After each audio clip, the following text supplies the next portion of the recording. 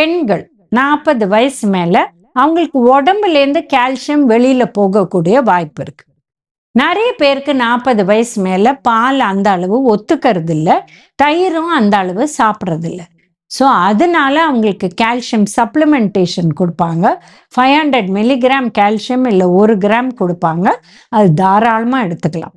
நீங்கள் பால் சாப்பிட்றீங்கன்னா 500 மில்லிகிராம் போரும்.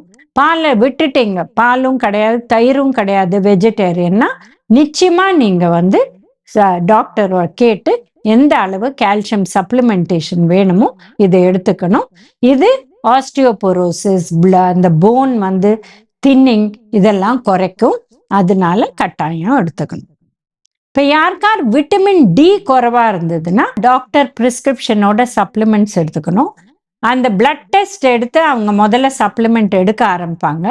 அது 6 வாரமோ 8 வாரமோ எடுக்க சொல்லுவாங்க.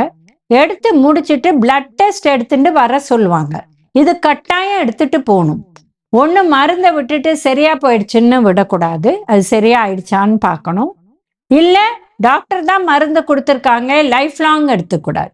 ஏன்னா சில விஷயம்லாம் நம்ம உடம்புலேருந்து வெளியில போகக்கூடிய வாய்ப்பு இல்லை. விட்டமின் டி குறைவா இருந்தா கூட உணவுல கால்சியம் எடுக்கிறாங்க, ஆனா அவங்களுக்கு அந்த கால்சியம் அப்சார்ப் ஆகிறதுக்கு வழி இல்லை.